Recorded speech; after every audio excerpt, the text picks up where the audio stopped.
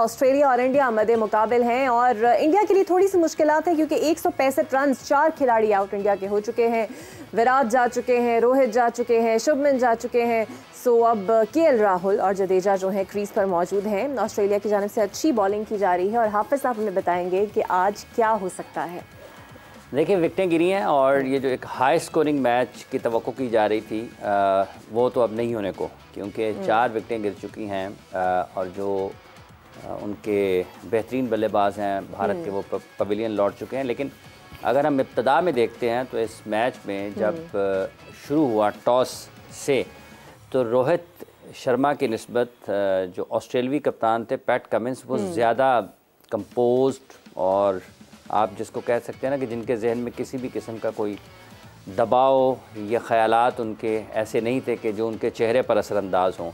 तो body language जो है वो रोहित की निस्बत पैट कमिंस की ज़्यादा बेहतर थी। रोहित जो थे वो थोड़ा ऐसे लग रहे थे कि जैसे कहीं ना कहीं थोड़ा बहुत दबाव है उनके ऊपर इस फाइनल मैच को लेकर। तो इब्तदा से लेकर जब फिर वो टॉस भी हारे, ऑस्ट्रेलिया टॉस जीता, उन्होंने इंडिया को पहले खेलने की दावत दी।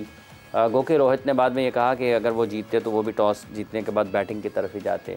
लेकिन कहीं ना कहीं ज़रूर ऐसे लगा कि शायद उन्होंने ये कहा है लेकिन हो सकता है कि वो बॉलिंग की तरफ जाते हैं, चूँकि लेकिन इसके बावजूद भी जो इंडिया का आगाज़ था, अगर आप इब्तदाई 10 ओवर्स को देखते हैं तो वो रिवायती अंदाज़ था जैसे वो इस वर्ल्ड कप में खेलते हुए आए हैं।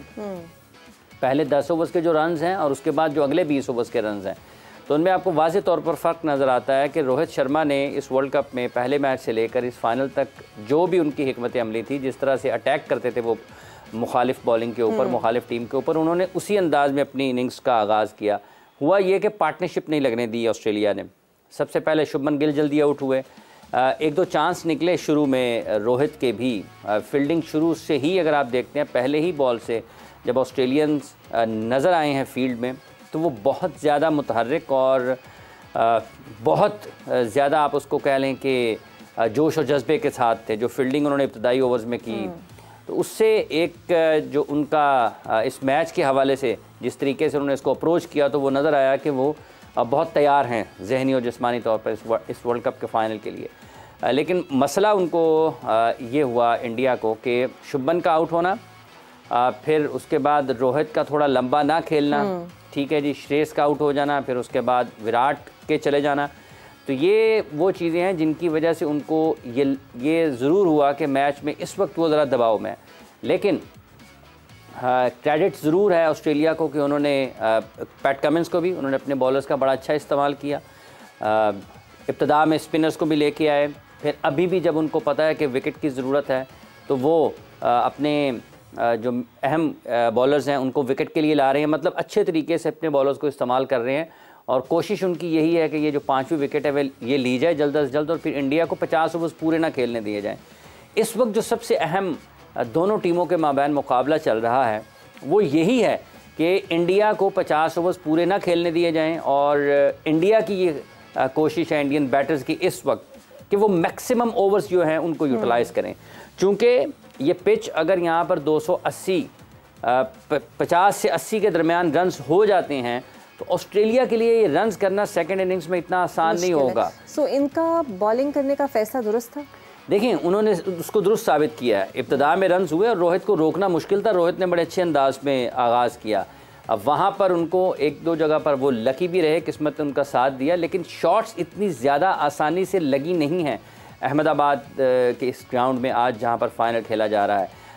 इतने आज़ादाना शॉट्स नहीं लग रहे हैं। बॉल की पेस जो है वो उतनी ज़्यादा नहीं है, बाउंस भी उतना नहीं है जितना जहाँ पर बॉल पिच होता है और उसके बाद जितना बाउंस लेना चाहिए, फिर स्पिन भी हो रहा है। तो ये सारी चीज़ें ऐसी हैं, अगर पिच बिहेवियर ऐसा ही रहता है और सेकंड इनिंग्स में भी इसी तरीके से फास्ट बॉलर्स और स्पिनर्स को मदद मिलती रहती है, जिसका कि इम्कान है, मिलने के इम्कान है, और अगर ये चीज़ें ऐसे ही पिच बिहेवियर रहता है तो फिर 250 और 80 के दरमियान जितने भी स्कोर होंगे, 250 से ऊपर जितने भी रन्स होंगे, वो ऑस्ट्रेलिया के लिए उसको उस हदफ तक जाना मुश्किल होगा। क्योंकि देखें, उनके फास्ट बॉलर्स बड़ी अच्छी गेंदबाजी का मुजाहरा कर रहे हैं और 2 स्पिनर्स जो हैं उनके कुलदीप और रविंद्र जडेजा, ये जो पिच जहाँ पर इतना टर्न हो रहा है, शार्प टर्न भी हो रहा है, बड़ा टर्न भी हो रहा है, तो ये मुश्किलात पैदा कर सकते हैं ऑस्ट्रेलिया के लिए। ये इतना आसान नहीं होगा अमूमी तौर पर, चूँकि हमने इस वर्ल्ड कप में 400 रन देखे हैं, 400 से ज़्यादा रन्स भी देखे हैं। तो जब उन रन्स के एतबार से हम देखते हैं तो लगता है कि 250 या 270-80 रन के उतने ज़्यादा नहीं होंगे, एक बड़ा फ़र्क है।